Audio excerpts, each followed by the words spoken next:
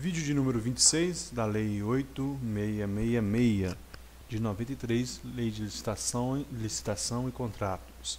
Pessoal, este é o segundo vídeo em que estamos falando de contratos administrativos.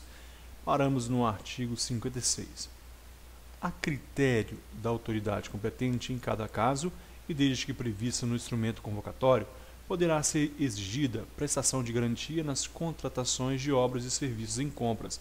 Olha que nós falamos da garantia. Desde que prevista no instrumento convocatório. Então preste atenção. A garantia é uma cláusula necessária? É, desde que prevista no instrumento convocatório. Se estiver prevista no edital ou na carta convite, ou se não houver, ou no contrato em que não haja, dispensa de licitação. Está previsto? Então é exigível na hora do contrato. Obras, serviços em compras, não importa. Parágrafo 1º. Caberá ao contratado optar por uma das seguintes modalidades de garantia. Olha aqui, pessoal, isso é questão de prova. Eu falei isso já. A garantia, então, é o contratado que escolhe. Então, calção em dinheiro ou títulos da dívida pública, devendo estes ter sido emitidos sob a forma escritural, mediante registro em sistema centralizado de liquidação e de custódia autorizado pelo Banco Central do Brasil e avaliados pelos seus valores econômicos conforme definidos pelo Ministério da Fazenda. O que cai em prova é somente isso aqui, olha, calção em dinheiro ou título da dívida pública. Então, o que você deve saber aqui? Primeiro, cabe ao contratado uma das seguintes modalidades. Essa é a primeira. Depois nós temos o seguro garantia e o terceiro, fiança bancária. Quem escolhe mesmo, o contratado vai escolher a forma de garantia. Calção em dinheiro ou título da dívida pública, seguro garantia ou fiança bancária. Parágrafo 2º.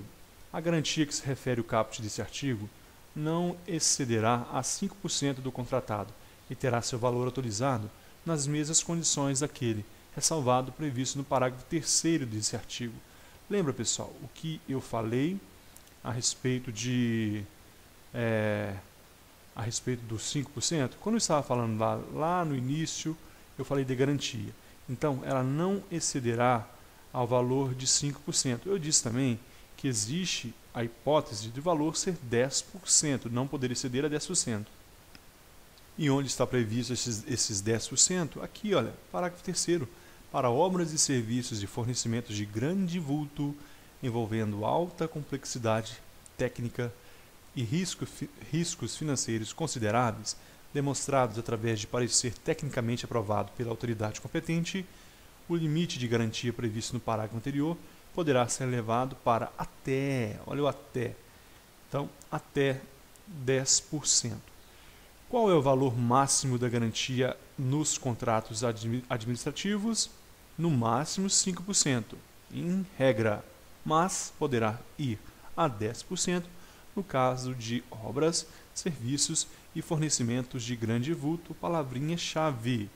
Primeira palavra-chave. Grande vulto. Outra palavrinha-chave. Complexidade técnica.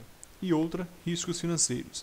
Grande vulto, complexidade técnica e riscos financeiros. Aquele contrato poderá ser elevado a sua garantia para até 10%. Parágrafo 4º. A garantia prestada pelo contratado será liberada ou restituída após a execução do contrato e quando em dinheiro atualizada monetariamente. Concluiu a obra, ele pagou a garantia, tudo ok? Devolve o dinheiro, só que vai atualizar monetariamente se couber atualização monetária, dependendo do valor e do tempo. Parágrafo 5º.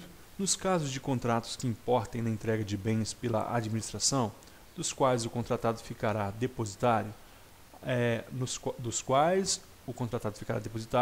ao valor da garantia deverá ser acrescido o valor desses bens. Como a própria lei disse, e isso é comum, existem contratos em que a administração fornece bens para a empresa que vai prestar o serviço, seja esse bem um imóvel, seja esse bem um móvel, seja esse bem uma máquina. E mesmo assim, aquela empresa vai assinar a garantia, Então, nessa garantia, o valor desse bem vai ser acrescentado ao valor. Por quê? Se aquela empresa danificar o bem, ele vai ter que pagar ao final não só o valor da garantia, mas também o valor desse bem. Continuando, artigo 57. A duração dos contratos regidos por essa lei ficará adstrita à vigência dos respectivos créditos orçamentários, exceto quanto aos relativos. Pessoal, crédito orçamentário é aquele que vai efetuar-se dentro do exercício financeiro, que corresponde ao ano civil, 1º de janeiro a 31 de dezembro. Então vamos ler mais uma vez agora o 57. A duração, olha aqui, a duração dos contratos regidos por essa lei ficará adstrita à vigência dos respectivos créditos orçamentários. Portanto, dentro do ano civil, dentro do exercício financeiro, exceto os relativos. Observe agora que nós temos exceções ou exceção a esse orçamento anual. Primeira exceção: aos projetos cujos produtos estejam contemplados nas metas estabelecidas no plano plurianual, os quais poderão ser prorrogados se houver interesse da administração e desde que isso tenha sido previsto no ato convocatório. Pessoal, qual é a regra? A regra é o orçamento previsto na lei de licitação e contrato. O orçamento o contrato então deve estar dentro do exercício financeiro, um ano. Então, dentro do exercício financeiro, dentro do orçamento daquele ano. Mas existem algumas exceções. A primeira delas é essa, se estiver previsto no plano plurianual. Por quê? O plano plurianual, ele tem duração de 4 anos. O plano plurianual, ano que vem tem eleições. 2014. No ano de 2015, será o último ano do plano plurianual da Dilma. A partir do ano de 2016, no ano 2015, vai ser votado o plano plurianual para o ano 2016 e mais 4 anos. Não coincidem com o ano, com os 4 anos do mandato. Então, é o ano subsequente ao mandato mais 3 anos. Então, portanto, se estiver previsto no plano plurianual, ou se for, por exemplo, despesa de caráter continuado, que é aquela que excedem a 2 exercícios financeiros, então, neste caso, estará no plano plurianual. E se estiver no plano plurianual, poderá, então, não estar dentro aqui dos créditos orçamentários para aquele ano. Essa é a primeira exceção, plano plurianual. Você vai guardar principalmente a palavra-chave. Se estiver no plano plurianual, não necessita estar dentro dos créditos orçamentários que correspondem ao ano civil. Então, a segunda exceção é a prestação de serviços a serem executados de forma contínua, que poderão ter sua duração prorrogada por iguais e sucessivos períodos, com vistas à obtenção de preços e condições mais vantajosas para a administração, limitada a 60 meses. Existem serviços que não são possíveis serem realizados em exemplo de obras no exercício financeiro período de um ano. Então poderão ter esse orçamento, essa duração prorrogada por iguais sucessivos, ou seja, de 12 meses até o máximo de 60 meses. E o que tem costume de cair em prova é essa parte aqui, olha, vistas a obtenção de preços e condições mais vantajosas para a administração. O que quer dizer isso? Quanto mais tempo for demorar a obra, então menor será o preço. Quanto mais rápido concluída a obra, então o valor poderá ser maior. É isso que está dizendo aqui. O 3 foi vetado. Nós vamos agora para o 4. ao aluguel de equipamentos e a utilização de programas de informática, podendo a duração estender-se pelo prazo de 48 meses após o início da vigência do contrato. Então, a regra é o exercício financeiro, 12 meses, o ano civil, 1º de janeiro a 31 de dezembro. Existe essa outra exceção, no caso de aluguel e de equipamentos e utilização de programas de informática. Aluguel de equipamentos ou programas de informática, então pode ser qual tempo, qual período? 48 meses. 48 meses ao contar do início da vigência do contrato. Depois, no quinto nós temos as hipóteses previstas nos incisos 19, 9, 19, 28 e 31 do artigo 24, cujos contratos poderão ter vigência por prazo de 120 meses, caso haja interesse da administração. Nessa hipótese do inciso 5, no artigo 9º, o artigo 24 fala sobre os casos de dispensa de licitação. Então, no artigo 9º fala nos casos de segurança nacional, onde seja imprescindível para a segurança do Estado. O 19 fala dos materiais, os armamentos adquiridos pelas Forças Armadas, quando haja a necessidade de padronizar o mesmo tipo de arma. Então, é outra hipótese. Lembre-se que nós estamos falando da exceção ao orçamento previsto no exercício financeiro. Então, poderá ser, neste caso, ultrapassar o exercício financeiro. A outra hipótese do inciso 28 do artigo 24 fala dos bens e serviços produzidos no Brasil que haja alta complexidade tecnológica. Nesse caso também, se for adquirido pelo poder público, poderá ultrapassar então os créditos ao exercício financeiro. E o artigo 31 fala dos produtos manufaturados, naqueles casos em que há um certo favorecimento dos produtos produzidos no Brasil por empresas brasileiras nas concorrências internacionais. Então, nestes casos aí, poderão ter vigência de 120 meses, caso haja interesse da administração. Todos esses casos. Lembre então, produtos manufaturados produzidos no Brasil, produtos destinados a Forças Armadas para padronização, questão de segurança nacional. Todos esses casos, então, poderão ser atribuídos o prazo de 120 meses para o pagamento, para seja efetuada essa despesa, e não precisará estar nos créditos orçamentários, na lei orçamentária anual, dentro do mesmo exercício. Essa é a quinta hipótese. Parágrafo 1º. Os prazos de início das etapas de execução, de conclusão e de entrega admitem prorrogação, mantidas as demais cláusulas do contrato e assegurada a manutenção de seu equilíbrio econômico-financeiro, desde que ocorra alguns dos seguintes motivos devidamente autuados em processo. Cuidado, pessoal, preste atenção. Por que preste atenção? Porque nós tivemos a regra, que é o exercício financeiro, período de um ano.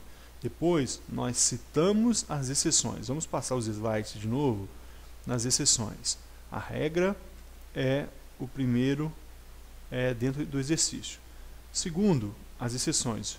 Plano plurianual, prestação de serviços de forma contínua, limitada a 60 meses. O quarto, nós temos equipamentos de programas de informática, que é até 48 meses, e as hipóteses de 120 meses, que são os casos de segurança nacional e para facilitar a competitividade dos produtos manufaturados brasileiros. Então, essas são exceções àquela regra. Agora, nós temos uma exceção a essa exceção. Exceção da exceção. Então, os prazos de início de etapas de execução e de conclusão de entrega admitem prorrogação dos prazos, mantidas as demais cláusulas de contrato e assegurada a manutenção do seu equilíbrio econômico-financeiro, desde que ocorra algum dos seguintes motivos devidamente autuados em processo. E quais são esses motivos? Pessoal, desculpe, eu estou com algumas anotações em mãos aqui. Essa exceção, que eu falei de exceção, não é neste momento. Então, portanto, isso não é uma exceção da exceção. Esse parágrafo primeiro aqui, nós estamos falando de outro assunto. Eu confundi aqui, assumo, e vamos continuar então. Os prazos de início de execução, de entrega de conclusão de entrega de prorrogação admitem prorrogação. Os prazos, então, de entrega, conclusão, execução, entrega e conclusão, entrega e execução. Eles admitem prorrogação, mantidas as demais cláusulas do contrato e assegurada a manutenção de seu equilíbrio econômico e financeiro. Não pode haver perdas. Não pode haver perdas para a administração e não pode haver perdas para a empresa contratada, desde que ocorra os motivos abaixo. Primeiro, alteração do projeto ou especificação pela administração. Então, a administração alterou, é aquela alteração unilateral. A administração alterou seu projeto por sua própria conta ou suas especificações. Então, aquela empresa pode tardar na entrega, ou na conclusão, ou na execução da obra. 2. Superveniência de fato excepcional ou imprevisível, estranha à vontade das partes, que altere fundamentalmente as condições de execução do contrato. Nesse inciso 1, só para dar exemplos, por exemplo, alteração do projeto e especificações. A Secretaria de Saúde de um município licitou 10.000 canetas azuis e 10.000 canetas pretas. Depois ela vai e altera, não, eu quero 20.000 canetas pretas. Então, pode atrasar a entrega, já que modificou a especificação do projeto ou ainda daquele fornecimento de bens. No caso de superveniência, de fato excepcional ou imprevisível, nós temos caso fortuito, força maior, por exemplo, tragédia, enchentes, manifestações, furtos e etc. Então, casos superveniência, ou seja, veio depois, não pode ser um fato que já era previsível pela administração ou pela empresa. Então, tem que ser um fato superveniente. Continuando. 3. Interrupção da execução do contrato ou diminuição do ritmo de trabalho por ordem ou interesse da administração. A construção do hospital estava a todo vapor, trabalhando aqueles trabalhadores várias horas extras por dia para entrega daquele hospital. Mas, por falta de recursos, por problemas no orçamento, a administração pede que seja diminuídas. Não pagará mais horas extras. Então, neste caso, pode atrasar também a execução, o prazo de entrega ou de execução da obra. 4. Aumento das quantidades inicialmente previstas no contratos, nos limites permitidos por essa lei. Imagine, por exemplo, o caso das canetas, que eram 20.000, agora pediram 30.000 canetas. Então, nesse caso, não vai ser nem município, né? Será o Estado. Nesse caso, pode atrasar o prazo de entrega. 5. Impedimento de execução de contrato por fato ou ato de terceiro reconhecido pela administração em documento contemporâneo à sua ocorrência. Nesse 5, aquela empresa que vai fornecer o bem ou prestar um serviço, ela depende de um material de um terceiro. E esse impedimento de execução do contrato, por causa desse terceiro, é reconhecido pela administração. Portanto, a administração vai aceitar essas condições e poderá, sem pagar multa, sem perder a garantia, aquela empresa, ela fará o seguinte, ela poderá atrasar na entrega da obra. 6. Omissão ou atraso de providências a cargo da administração, inclusive quanto aos pagamentos previstos de que resulte diretamente impedimento ou retardamento da execução do contrato, sem prejuízo das sanções legais aplicáveis aos responsáveis. No caso 6, a empresa pública ou a administração direta da União, Estado, Distrito Federal ou município se omitiu ou atrasou em providências, em tomar providências em fornecimento de máquinas que ela se dispôs a fornecer, ou em ajuda material, ou em ajuda pessoal, ou ainda em pagamento que resulte diretamente impedimento ou retardamento da execução. Então, a culpa não é da empresa contratada, é da administração, porque ela se omitiu ou atrasou em tomar providências. Portanto, poderá sim atrasar o prazo da execução ou da conclusão ou da entrega da obra. Parágrafo 2º. Toda prorrogação de prazo deverá ser justificada por escrito e previamente autorizada pela autoridade competente para celebrar o contrato. Essa prorrogação se dará mediante autorização pela autoridade competente. Aquela autoridade competente vai analisar essas cláusulas e vai receber por escrito a justificação e vai autorizar então esse atraso. Parágrafo 3º. É vedado o contrato com prazo de vigência indeterminado. Isso, pessoal, isso aqui é questão de prova certa. Não pode haver. Pode existir as cláusulas de prorrogação, pode ser um contrato de 30 anos, de 40 anos, não importa. Por exemplo, o contrato de concessão para pedágio, 30 anos aquela empresa vai ficar naquele local fazendo manutenção da rodovia e cobrando pedágio. Não importa se é 40 anos, vai ser definido lá. Mas indeterminado não pode. Guarde isso, não é permitido o contrato administrativo com prazo indeterminado. Parágrafo 4º. Em caráter excepcional, devidamente justificado e mediante autorização da autoridade superior, o prazo de que trata o inciso 2 do caput deste artigo poderá ser prorrogado por até 12 meses. Lembra que quando nós falamos dos 60 meses? Inciso 2 desse artigo, vamos voltar então, inciso 2 do artigo, é esse aqui, é o artigo, inciso 2 do caput. Então, esses 60 meses, observe, a prestação de serviços executados de forma contínua, que poderão ter sua duração prorrogada por iguais e sucessivos períodos, com vistas à obtenção de preços e condições mais vantajosas para a administração, limitada a 60 meses. Então, neste caso aqui, essa é uma exceção. Observe, a exceção, a regra é dentro do orçamento. Uma das exceções é a prestação de serviço continuado, que poderia ser até 60 meses. Agora, em casos excepcionais, muito excepcionais, o que pode acontecer? Mais 12 meses. Como está aqui, como está dizendo o parágrafo 4º, em caráter excepcional, devidamente justificado e mediante autorização da autoridade superior, o prazo de que trata o inciso 2 deste artigo poderá ser prorrogado por até 12 meses. Em caráter excepcional, então, aquele prazo de 60 meses, que já é uma exceção, agora sim poderá ter outra exceção, mais 12 meses, caráter excepcional, devidamente justificado e com autorização do prefeito, do governador, do presidente e por aí vai. Pessoal, terminamos mais um vídeo. No próximo nós daremos início no artigo 58 com muita coisa interessante para a nossa prova dos contratos administrativos. Muito obrigado e até a próxima.